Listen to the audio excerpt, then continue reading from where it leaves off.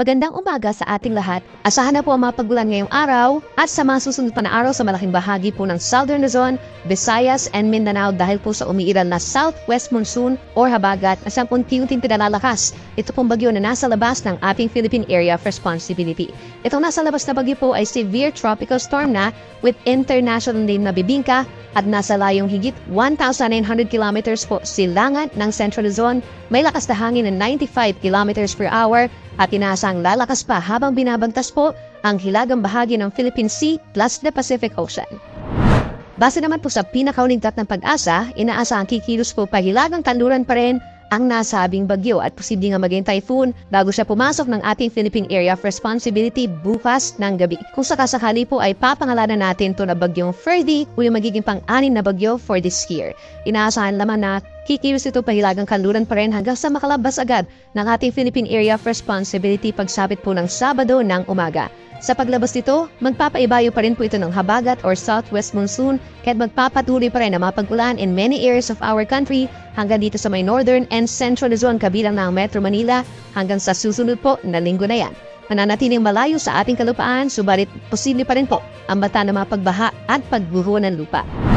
Para naman po sa lagay ng ating panahon ngayong araw ng Thursday, may mga lugar na po na uulanin dahil sa habagat plus yung buntot nitong si Bagyong Bibingka. Pataas ang tsansa ng ulan sa may Bicol Region, lalo na sa may Sorsogon and Masbate, at dito rin po sa may Occidental Mindoro at lalawigan ng Romblon, dulot po yan ng habagat. Minsan malalakas po yung mga pagulan, makulimlim na panahon ng iiral, kaya't mag-ingat po sa mga posibleng pagbaha at pagbuho ng lupa at mataas ang tsansa po na magtataas din tayo ng mga advisories and heavy rainfall warnings. Sa natitirang bahagi naman po ng Luzon, kabilang ang Metro Manila, asahan naman ang bahagyang maulap hanggang madalas maulap na umaga, then pagsapit po ng tanghali hanggang sa gabi na po yan, ay madalas na mga magiging pagulan natin dulot ng mga thunderstorms kung dito sa may Northern Luzon at sa unti-unting lumalakas po na southwest monsoon or habagat sa natitirang bahagi pa ng Calabarzon, Bicol Region, Metro Manila, parts of Central Luzon, meron din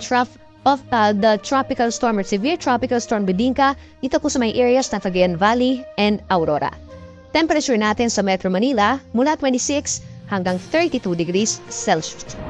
Sa ating mga kababayan po dito sa Palawan, Visayas and Mindanao, magdala po ng payo kung lalabas po ng bahay ngayong araw dahil mataas ang tsansa ng malalakas na mga pagulan kung dito sa may western section sa may Palawan, Western Visayas, Zamboanga Peninsula and Bangsamoro dahil po yan sa southwest monsoon at ang naditira pang bahagi ng Visayas and Mindanao dahil dun sa trough nitong si Bagyong Bibingka. Minsan nga malalakas po yung mga pagulan kaya't mag-ingat po sa mga posibleng pagbaha at pagbuho ng lupa. Temperature natin dito sa Palawan mula 24 hanggang 31 degrees Celsius habang malaking bahagi po ng Visayas and Palawan maglalaro ang temperatura mula 25 hanggang 32 degrees Celsius. Para naman sa ating lagay ng karagatan, wala po tayong asang gale warning for today pero asahan naman po ang moderate to rough seas or hanggang halos 3 metron taas na pag-alon sa mga baybayin po dito sa may Caraga and Davao Region. Bagyang epekto na rin po yung outer rain bands or outer cloud bands nitong si Bagyong Bibingka. Halos 3 metro, delikado po ito sa maliliit na sasakyang pandagat, habang sa may natitirang bahagi pa po ng eastern side ng ating bansa, dito sa may eastern Visayas, eastern portions of Luzon, hanggang dito sa natitirang baybayin po ng Mindanao and Visayas, asahan naman yung moderate seas or katamtaman na taas sa mga pag-alon, habang may mga areas pa rin po dito sa may northern Luzon na banayad hanggang katamtaman ng taas, pero eventually po lalakas din ang mga pag-alon dito sa may West Philippine Sea hanggang sa weekend na po yan.